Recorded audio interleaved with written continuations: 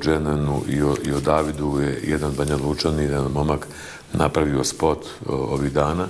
To je uradio s umjetnom inteligencijom, to je jedna nestvarna priča i to je nestvarno realno, to sve izgleda. Dakle, to je Banja Luka, obala je Vrbasa, naselje je Borik, to je mjesto rođenja Besima Memiševića, autora pjesme o kojoj pričamo o Davidu Dženanu. Umjetničko ime mu je Borik. Izbjegao je u Dansku 1994. godine, dijete. Bio je gost u ovoj emisiji 2012. zajedno sa svojim ekipom, ako se sjećate, iz organizacije X, koja se bavila humanitarnim radom i muzikom. Danas Borik živi u Švedskoj i bavi se muzikom, videoprodukcijom, filmom oko 20 godina. Dakle, Besim ne zaboravlja i ne može da šuti o dvojici ovih divnih zlatnih dječaka. Besim se sjeća i podsjeća na neriješene slučajeve Davida Dragičevića i Dženana Memića. Borik je ovaj spot kreirao uz pomoć umjetne inteligencije. Prvo izjava autora, kratko, autora pjesme, a onda ćemo najaviti posebno i spot za tu, ako to možemo da nazivamo pjesmom, koja se zove Jedan dan.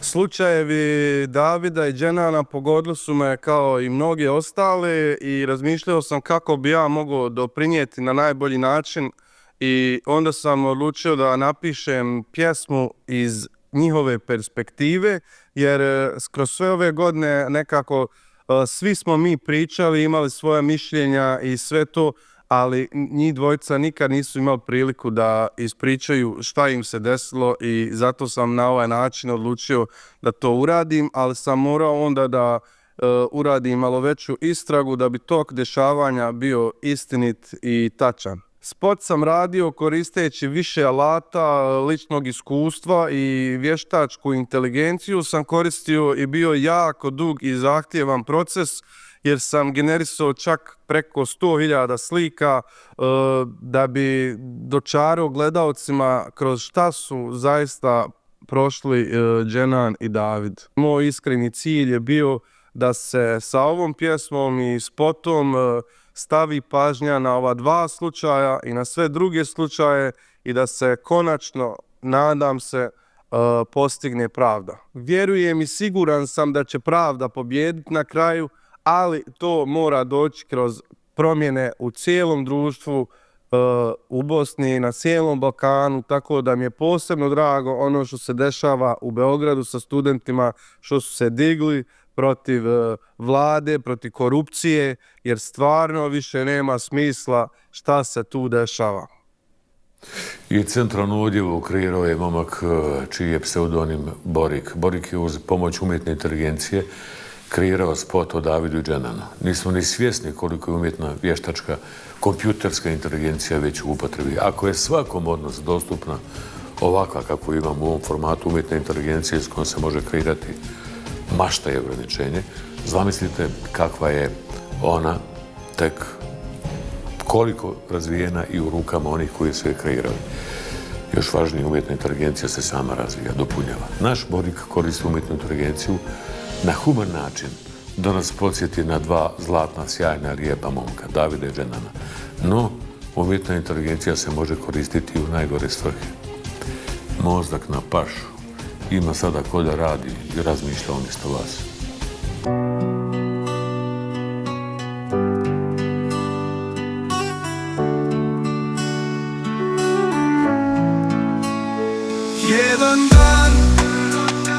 Jedan dan, samo jedan dan, Bože daj nam još jedan dan, jednu noć, samo jednu noć, Bože daj nam još tu jednu noć. Pa ti naši me čekali kod betonske škole, prvo su me pretukli pa pozvali patrole. Intervencija došla, u dastera me stavili, odvezli u stanicu i u podrumu me patili. Nakon par sati prebačen sam na lokaciju drugu, u vikendicu van grada gdje su počeli da tuku.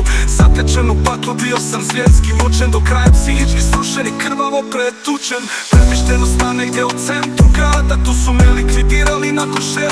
dana. Onda su me bacili u crkvenu gdje sam ostao da ležim. Izvini tata što od smrti nisam mogao da bežim. Grade moj, oprosti ti nikada nemoj, Jer znali su šta čine, ja sam ubijen zbog istine. Sada odlazim na mjesto bolje i koračam prema svjetlu koje me sebi zove.